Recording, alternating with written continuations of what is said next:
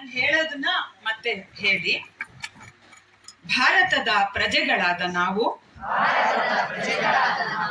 ಭಾರತವನ್ನು ಸಾರ್ವಭೌಮ ಸಮಾಜವಾದಿ ಜಾತ್ಯತೀತ ಪ್ರಜಾಸತ್ತಾತ್ಮಕ ಗಣರಾಜ್ಯವನ್ನಾಗಿ ರೂಪಿಸುವುದಕ್ಕಾಗಿ ಭಾರತದ ಎಲ್ಲಾ ಪ್ರಜೆಗಳಿಗೆ ಸಾಮಾಜಿಕ ಆರ್ಥಿಕ ಮತ್ತು ರಾಜಕೀಯ ನ್ಯಾಯವನ್ನು ವಿಚಾರ ಅಭಿವ್ಯಕ್ತಿ ನಂಬಿಕೆ ಧರ್ಮ ಮತ್ತು ಉಪಾಸನೆಯ ಸ್ವಾತಂತ್ರ್ಯವನ್ನು ಸ್ಥಾನಮಾನ ಮತ್ತು ಅವಕಾಶಗಳ ಸಮತೆಯನ್ನು ಉಪಾಸನೆಯ ಸ್ವಾತಂತ್ರ್ಯವನ್ನು ದೊರೆಯುವಂತೆ ಮಾಡುವುದಕ್ಕಾಗಿ ವ್ಯಕ್ತಿ ಗೌರವ ದೇಶದ ಏಕತೆ ಮತ್ತು ಸಮಗ್ರತೆಗಾಗಿ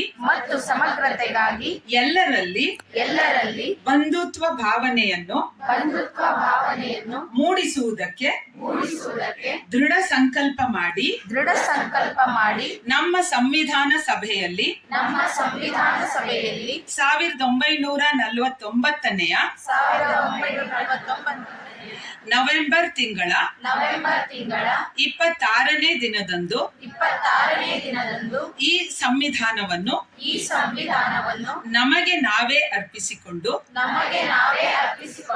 ಅಂಗೀಕರಿಸಿ ಶಾಸನವಾಗಿ ವಿಧಿಸಿಕೊಂಡಿದ್ದೇವೆ. ಧನ್ಯವಾದಗಳು. ಕೂತ್ಕೋಬಹುದು.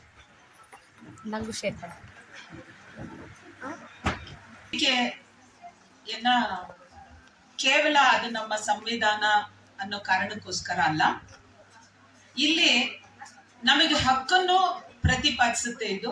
ಹಂಗೆ ನಮ್ಮ ಕರ್ತವ್ಯದ ಬಗ್ಗೆನೂ ಜಾಗೃತಿಯನ್ನ ಮೂಡಿಸುತ್ತೆ.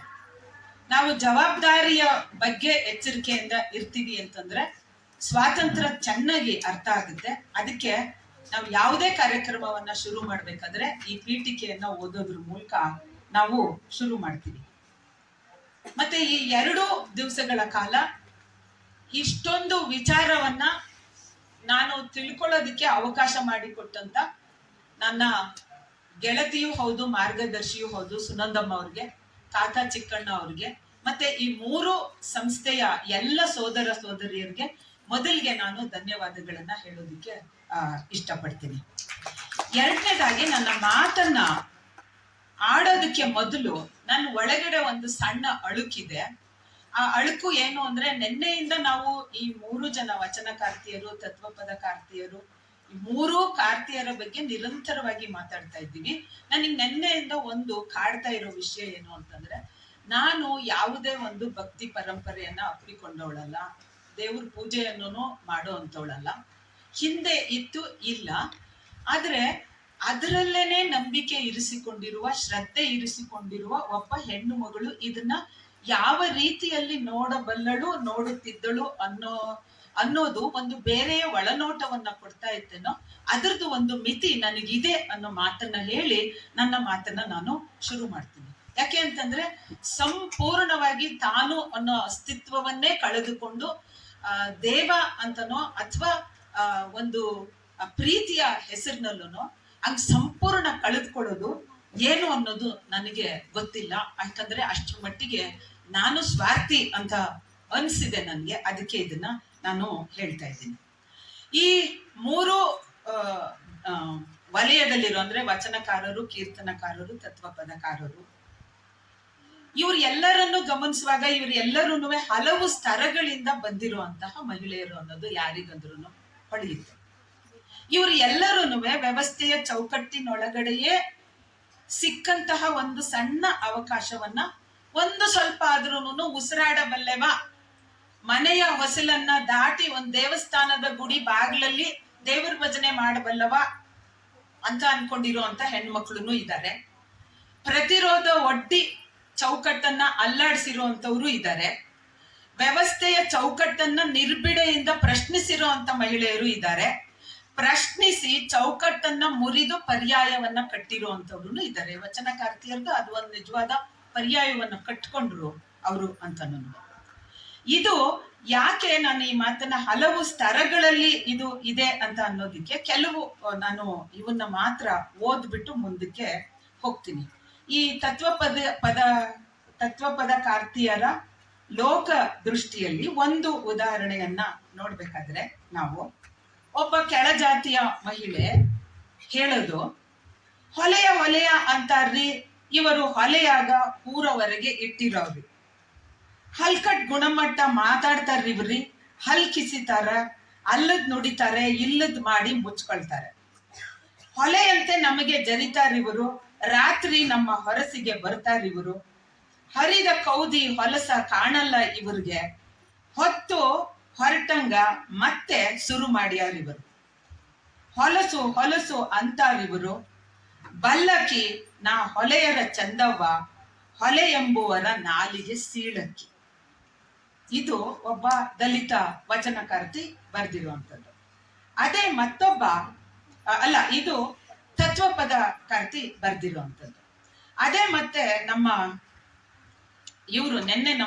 ಇವರು ಮಂಡಿಸಿದ್ರು, ಸೆಲ್ವಕುಮಾರಿಯವರು. ಅವಳು ನೋಡಿ, ಹರಪನ ಕಟ್ಟೆ ಭೀಮವ್ವ,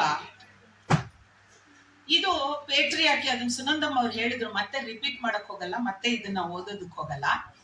ಇವನು ಏನೇನು ತನಗಿರುವ ಬಿರುದು ಬಾವಲಿಗಳನ್ನ ಹೇಳ್ತಾ ಹೋಗ್ತಾರೋ ಅದಕ್ಕೆ ಒಂದೊಂದು ಉತ್ತರವನ್ನ ಕೊಟ್ಟು ಇವಳು ಮುರಿತಾಳೆ.